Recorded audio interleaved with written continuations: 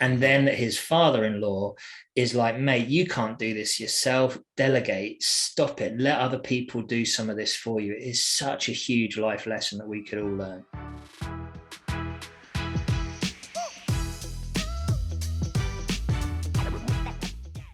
Welcome to the Bible in 1 Year podcast, brought to you by two Brits and aBible. Today is day 23, and we're going to be covering Exodus 16, 17, and 18.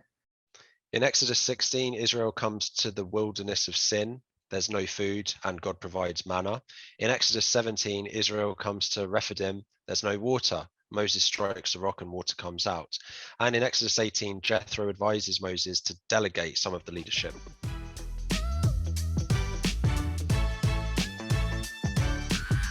Marvelous. I think I usually start with lovely or splendid or something, so I'm marvelous. Very English. Yeah, I like that. Using some synonyms. Yeah, absolutely. Very impressive. Nice. So, yeah, this is. I'm not going to say the same thing I say every time. I'm just going to jump. So I'm going to start off with a question that I don't think either of us know the answer to. It's called the Desert of Sin. It's the very start of 16, the whole Israelite community set out from Elim and came to the Desert of Sin. Really? It's called the Desert of Sin? Yeah, I have no idea. Way above our pay grade. I'm going to say that every episode until it becomes a slogan and everyone knows it around the world. Wow. But yeah, the only thing it makes me think of is Jesus' temptation from the devil for 40 days, right? He's in the desert. He's literally being tempted to sin.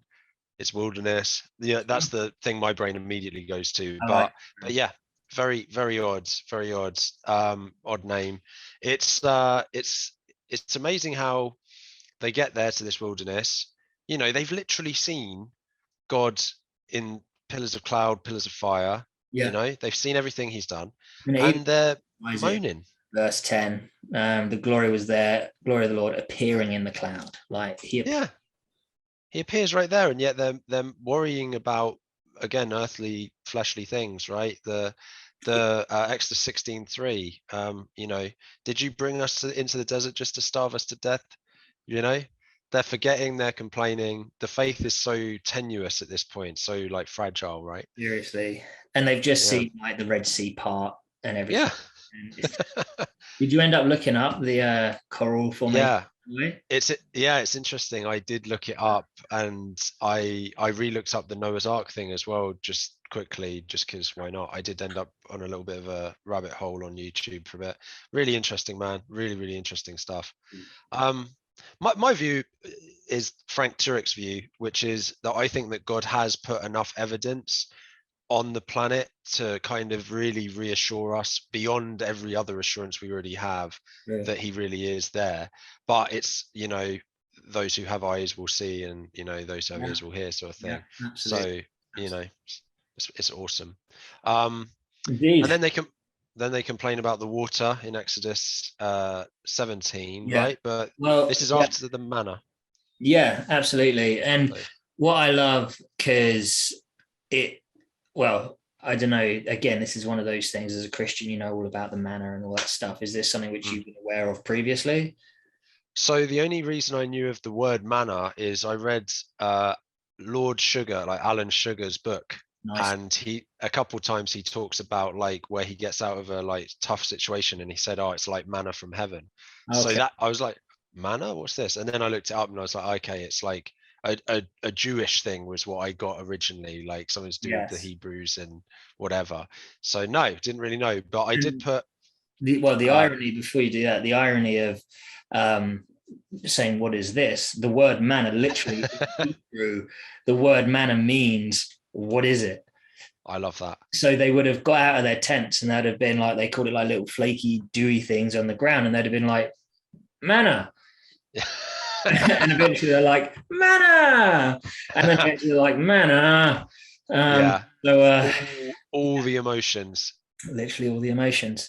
I wrote that for Exodus 16:35 actually. Manna for 40 years. What's that for dinner? Oh, manna again. Yeah, exactly. All the No, emotions. I mean, let's get a little bit poignant in here somewhere. So what I found interesting here, where am I talking? Verse 19. Moses said to them, no one keeps any of it till morning. However, some of them paid no attention to Moses, kept part of it till morning. It was full of maggots, began to smell, etc. Moses was angry with them. And what I like out of that is God gives us enough for what we need. If we start to try and take extra, start to store it away, start to like like yeah, just sit on it really. God can take stuff away from us. If we don't use what God gives us, there's no guarantee that it's going to be there the next day. God is a loving, a gracious God. He continues to give to us. I'm not denying any of that. But if we don't use what God gives us, like he could give it to somebody else. If he's asking you to do something and you just sit on it, oh yeah, I'll do that, I'll do that, I'll do that. Eventually he might just be like, all right, I'll get someone else to do it. So be faithful with what God gives you to do. Absolutely. That reminds me of, I don't know which parable, but when Jesus is talking about like pruning the vines and like cutting off that isn't producing fruit, that sort of thing. Maybe the parable of the talents a little bit to some extent as well. I couldn't agree more, man. I couldn't agree more. I think that Moses is in a very dangerous situation here as well. God is providing everything. He's even doing it through miracles, literally. I think you're going to talk about the fact that it's the same staff.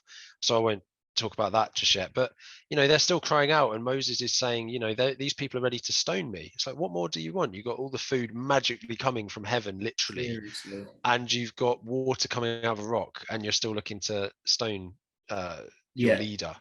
Exactly. Yeah, but I guess this comes back into what we were talking about the other day, where we so easily associate with Moses, but actually we're so like the Israelites. We so get bored and we so want to see what's next, instead of being, happy with what's in front of us. I had this argument today with my son, who we gave a donut to, and he wanted Timbits, which for those of you that aren't in Canada, Timbits are little donut things from Tim Hortons. And it's like, mate, we just gave you a whole flipping donut. You don't often get a donut. And instead of being happy with that, he wants what we've got. And it's like, mate, just chill out. Anyway. I did not know what Timbits were. So there you go. I've learned something today. There you go. But yeah, what I was going to say about his staff is obviously at the very start, God gives or uses his staff, or he's already got his staff, turned it to a steak. Nice. A snake. Uses it for miracles, uses it to part the Red Sea. And at this stage, he's using it to bring water out of a stone. And what I love about that is it's the same thing that God can use for different purposes. Don't be like, oh, I can't do it because I've already used that. I've already done this or whatever. God can use the exact same things that we do for his purposes, however he wants to do it. It's just this being faithful and just touching the tail type thing again, right? He does the hard work. We just have to be faithful with what he's asking us to do. He's not a one-trick pony. Absolutely. You made me giggle with the touching the tail comment, but you're absolutely right. And I think that it's also interesting when you think about spiritual gifts generally, because we can sometimes be praying for spiritual gifts that we want from the list of spiritual gifts, right? And it's not that God will necessarily deny us that, but it's that, no, God has already given us certain spiritual gifts and we should be honing them. And it isn't necessarily our view of what things are, but it's his view, and that's much more important. Yeah, for sure. So I absolutely agree with you on that one there, mate. We're running out of just time, dude. We've got we are. I just want to quickly skip to Exodus 18 quickly. Now I know the Lord is greater than other gods, for he did this to those who had treated Israel arrogantly. I just think it's amazing that it wasn't normal to have a monotheistic religion at this point. It was unusual for the culture. So I thought that was quite interesting. We didn't even get to the delegation of power, but never mind, maybe for tomorrow. Well, I don't know. I think it's so worth doing, because where Moses is relying on other people for support, it is such a big thing. He could be doing this himself, but he's getting tired. So he has to rely on the support from other people when he's winning this battle.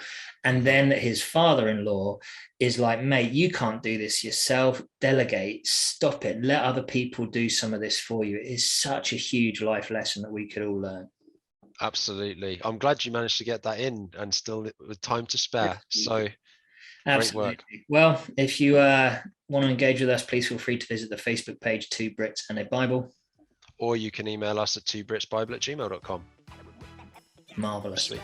Great stuff. Marvelous. Love it.